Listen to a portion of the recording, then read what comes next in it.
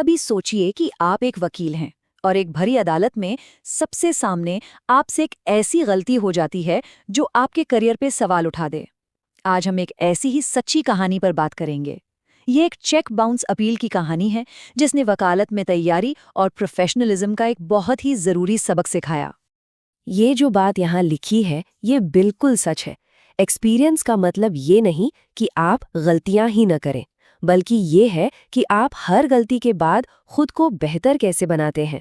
और इस कहानी में जो सबक उस गलती से मिला वो शायद कानून की किसी मोटी किताब में भी नहीं मिलता।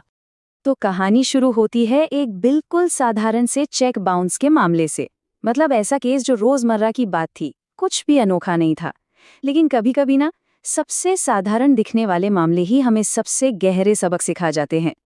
अच्छा, इससे पहले कि हम कहानी में और आगे बढ़ें, जरा ये समझ लेते हैं कि ये धारा 138 अपील आखिर होती क्या है। देखिए, सीधे शब्दों में कहें तो ये वो कानून है जो चेक बाउंस होने से जुड़ा है, और ये केस उसी की एक अपील का था। तो कोर्ट का जो पहला ऑर्डर था वो बिल्कुल साफ था। सजा को कुछ समय के लिए सस्पेंड कर दिया गया था, लेकिन हाँ, एक शर्त पर कि एक तय समय के अंदर कुल रकम का 20% जमा करवाना होगा। ये ऐसे मामलों में एक आम प्रक्रिया है। और बस यहीं से कहानी में एक बड़ा मोड़ आता है।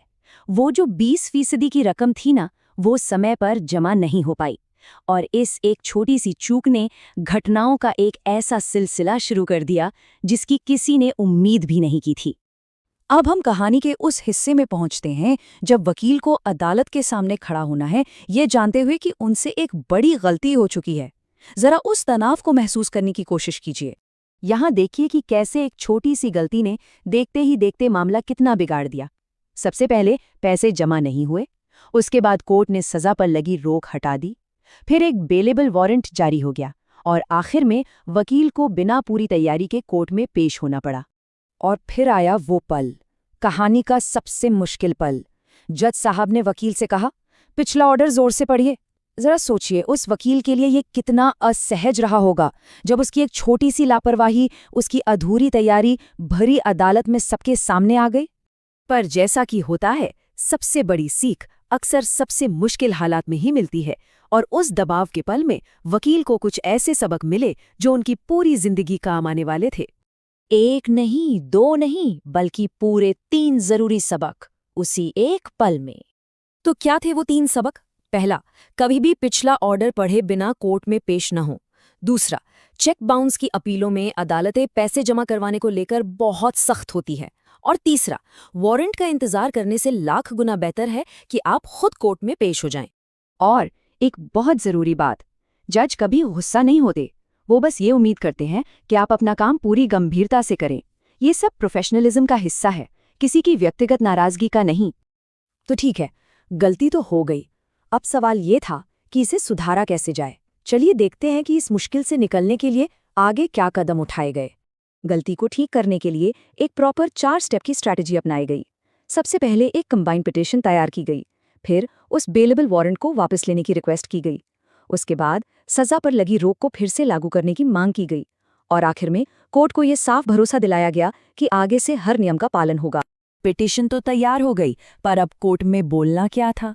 रणनीति बिल्कुल सीधी थी, कम से कम बोलो, जितना हो सके उतना छोटा, कोई लंबे चौड़े बहाने नहीं, कोई लाग लपेट नहीं, सिर्फ सीधी और जरूरी बात।